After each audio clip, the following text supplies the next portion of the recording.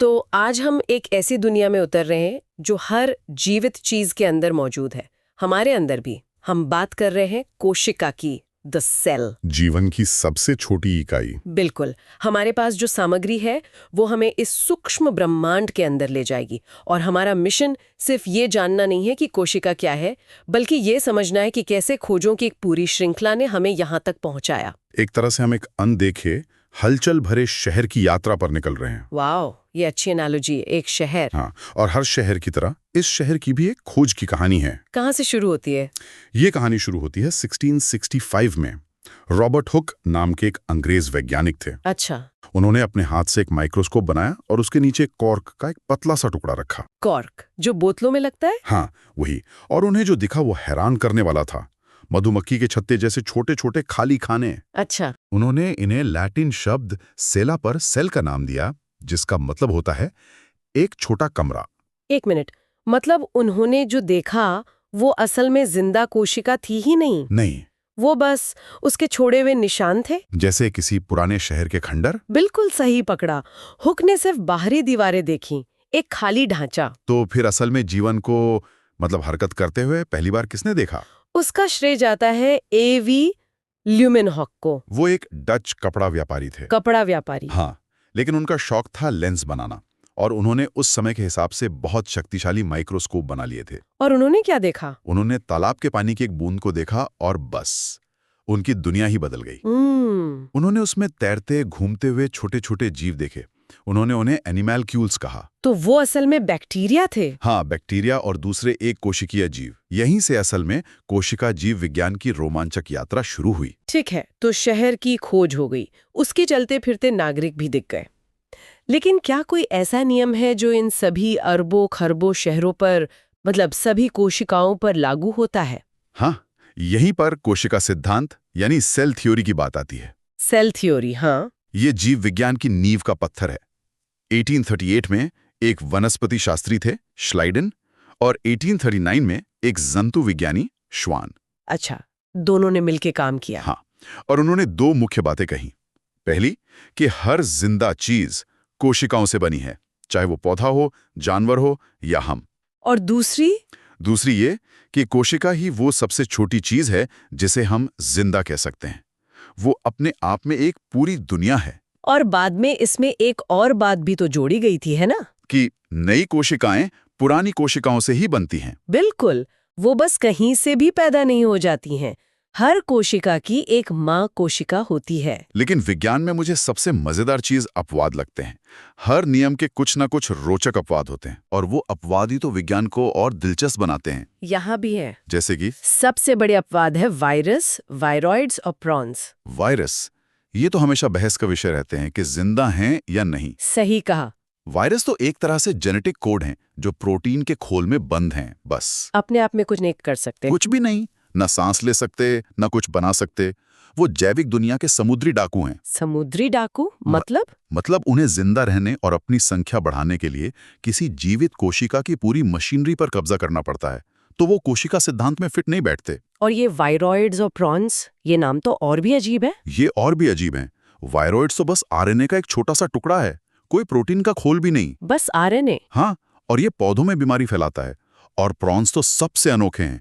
वो सिर्फ गलत तरीके से मुड़े हुए प्रोटीन है। मतलब उनमें कोई डीएनए या आरएनए होता ही नहीं? कुछ नहीं, फिर भी वो बीमारियों का कारण बन सकते हैं। ये तीनों हमें ये सोचने पर मजबूर करते हैं कि जीवन और निर्जीव के बीच की रेखा असल में कितनी धुंधली है। ये तो वाकई सोचने वाली बात है। अच्छा, तो अब जरा इन कोशिकाओं के डिजाइन पर आते हैं। हमारी सामग्री बताती है कि मोटे तौर पर इनके दो मूल डिजाइन हैं। हाँ, दो मूल डिजाइन, एक बहुत ही सरल और प्राचीन, और दूसरा कहीं ज्यादा जटिल और विकसित। प्रोकैरियोटिक और यूकैरियोटिक। सही। इसे ऐसे समझ सकते हैं जैसे एक छोटा सा स्टूडियो अपार्टमेंट और एक पूरा बंगला। अच्छा, ये बढ़िया उदाहरण है। तो प्रोकैरियोटिक स्टूडियो अपार्टमेंट हुआ। हाँ, सरल, खुला हुआ और सब कुछ एक ही जगह पर। ये बैक्टीरिया में पाई जाती है। इसमें कोई अलग से कमरा, मतलब परिभाषित केंद्रक या न्यूक्लियस नहीं होता। तो उसका डीएनए कहाँ होता है? वो बस कोशिका के तरल पदार्थ, जिसे साइटोप्लाज्म कहते हैं, में तैरता रहता है। और यूकैरियोटिक कोशिका फिर बंगले की तरह हुई। बिल्कुल, जिसमें अलग अलग काम के लिए अलग अलग कमरे हैं, एक ज्यादा संगठित डिजाइन। और ये पौधों, जानवरों और हम इंसानों में पाई जाती हैं। हाँ, और ये सिर्फ डिजाइन का फर्क नहीं है, ये जीव विज्ञान के इतिहास का शायद सबसे बड़ा मोड़ है। कैसे? यूकैरियोटिक कोशिका में एक झिल्ली से घिरा हुआ सुसंगठित केंद्रक होता है, बंगले का मास्टर बेडरूम, जहां सारा डीएनए सुरक्षित रहता है। और दूसरे कमरे भी हैं? हाँ, माइटोकॉन्ड्रिया, गोल्गी बॉडी जैसे कई अंग, हर एक का अपना खास काम है। एक मिनट, तो मैं ये सोच रही थी कि क्या इसी जटिल बंगले वाले डिजाइन ने बहुकोशिकीय जीवों को जन्म देना संभव बनाया? आपने बिल्कुल सही नब्ज पकड़ी है। मतलब बिना इन अलग-अलग कमरों के हम और आप जैसे जटिल जीव बन ही नहीं सकते थे। शायद नहीं। प्रोकैरियोटिक डिजाइन अरबों सालों तक सफल रहा, लेकिन वो एक कोशिकीय जीवन तक ही सीमित रहा। यूकैरियोटिक कोशिका की इसी आंतरिक जटिलता और विशेषज्ञता ने कोशिकाओं को मिलकर काम करने की क्षमता दी। और उसी से ऊतक बने, फिर अंग और फिर पूरे जीव। बिल्कुल, ये जीव विज्ञान का बिग बैंग मोमेंट था।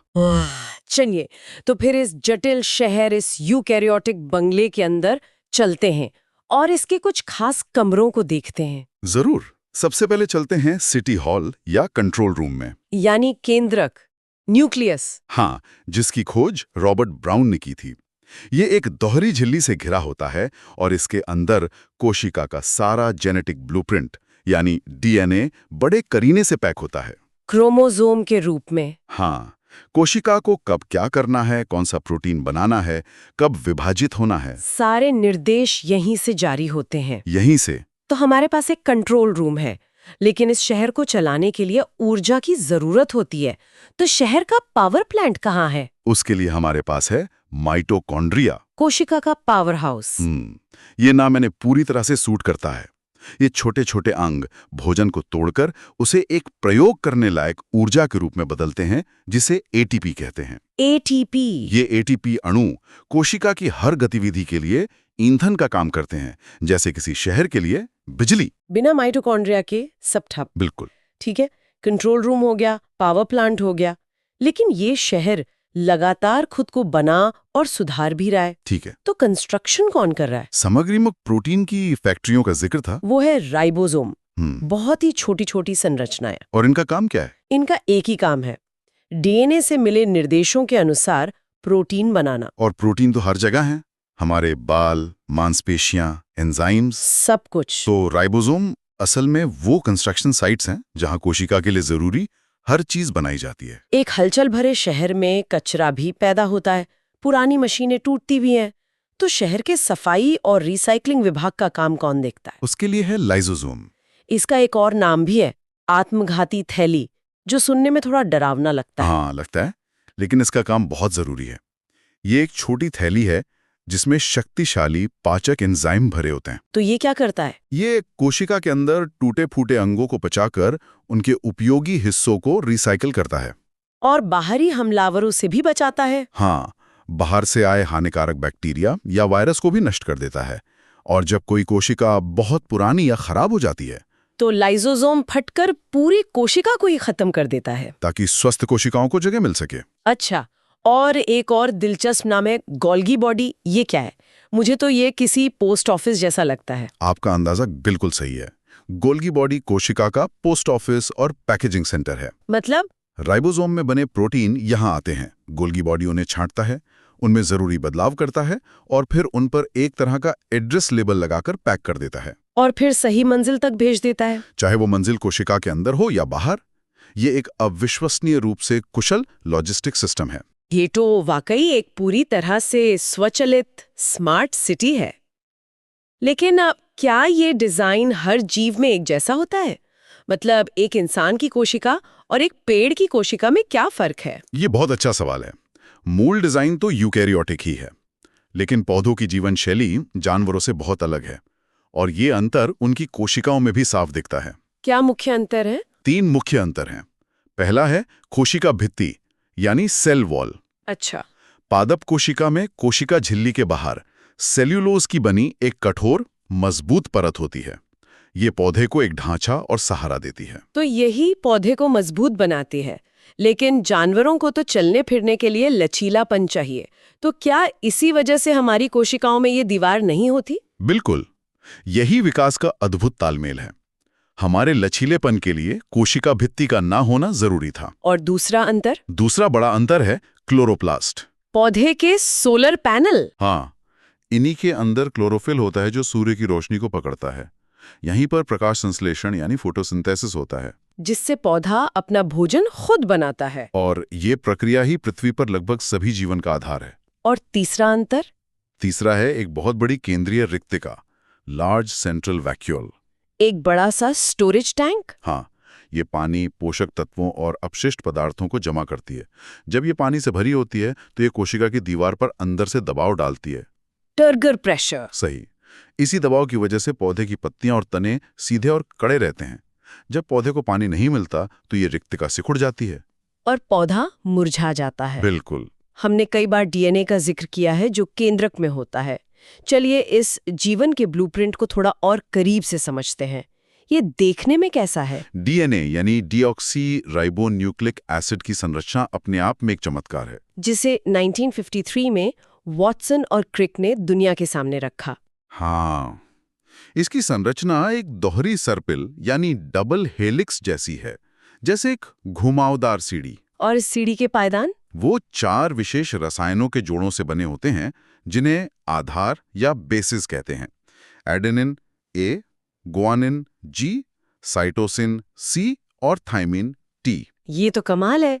मतलब जीवन की पूरी किताब सिर्फ 4 अक्षरों ए, टी, सी और जी से लिखी गई है। हाँ, और नियम बस इतना है कि ए हमेशा टी के साथ जोड़ी बनाएगा और सी हमेशा जी के साथ। ये सोचना ही अजीब है कि शेक्सपियर के सारे नाटक और एक शॉपिंग लिस्ट में अक्षर तो वही होते हैं, बस उनका क्रम सब कुछ बदल देता है। बहुत ही शानदार एनालॉजी है, बिल्कुल ऐसा ही है।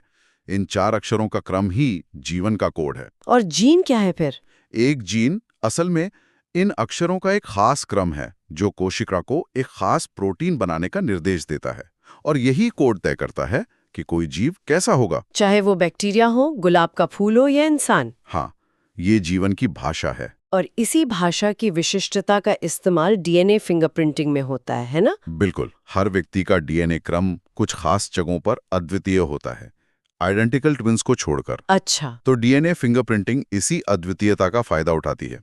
यह डीएनए के उन हिस्सों को देखती है जो हर व्यक्ति में अलग अलग होते हैं और एक यूनिक पैटर्न बनाती है, किसी के फिंगरप्रिंट की तरह ही खास। हाँ। डीएनए के बारे में पढ़ते हुए एक चीज ने मुझे सबसे ज्यादा चौंकाया, और वो है जंपिंग जीन्स का कॉन्सेप्ट। हाँ, ये वाकई एक क्रांतिकारी खोज थी। ये सुनने में ही किसी साइंस फिक्शन फिल्म जैसा लगता है कि हमारे जीन अपनी जगह बदल सकते हैं। और इसके लिए बारबरा मैक्लिंटॉक को कई दशकों बाद नोबेल पुरस्कार मिला। उन्होंने मक्के के पौधों पर काम करते हुए ये पाया कि डीएनए के कुछ हिस्से स्थिर नहीं होते। स्थिर नहीं होते? नहीं, ये हिस्से, जिन्हें ट्रांसपोजॉन कहा जाता है, अपनी जगह से कट होकर क्रोमोसोम पर कहीं और जाकर पेस्ट हो सकते हैं। अरे वाह, जैसे किसी कंप्यूटर कोड में एक लाइन अपने आप एक जगह से दूसरी जगह चली जाए। बिल्कुल। इसका मतलब ये हुआ कि हमारा जेनेटिक कोड उतना स्थिर और पत्थर की लकीर जैसा नहीं है जितना हम सोचते थे। नहीं है, ये एक गतिशील दस्तावेज है। तो ये बदल सकता है। इस खोज ने हमारी इस समझ को पूरी तरह से बदल दिया। इन जंपिंग जीन्स का विकास की प्रक्रिया में और कुछ बीमारियों में भी एक महत्वपूर्ण रोल हो सकता है। ये दिखाता है कि जीवन का ब्लूप्रिंट भी डायनामिक है, स्टैटिक नहीं। तो हमने रॉबर्ट हुक के देखे हुए खाली कमरों से लेकर एक कोशिका के अंदर के हलचल भरे आत्म आयोजित शहर तक का सफर तय किया। एक ऐसा शहर जो डीएनए के एक सटीक लेकिन गतिशील कोड द्वारा चलाया जाता है। ये सोचना ही अपने आप में कमाल है कि हर पल हमारे अंदर ये सब कुछ चल रहा है, बिना हमारे सोचे, बिना हमारे जाने। यहीं पर ये सारी सामग्री हमें एक बहुत गहरे दार्शनिक सवाल के साथ छोड़ जाती है। क्या सवाल? हम जानते हैं कि कोशिका के सभी हिस्से, न्यूक्लियस, माइटोकॉन्ड्रिया, ये सब निर्जीव अणुओं से बने हैं। प्रोटीन, लिपिड, ये सब जिंदा नहीं है। हाँ, ये तो बस रसायन है। तो सवाल ये है, निर्जीव अणुओं और हिस्सों का ये संग्रह मिलकर वो चीज कैसे बन जाता है जिसे हम जीवित कहते हैं? एक जटिल रासायनिक कारखाने और स्वयं जीवन के बीच की वो रहस्यमयी रेखा कहाँ है? हाँ, ये एक ऐसा विचार है जिस पे आगे सोचा जा सकता है।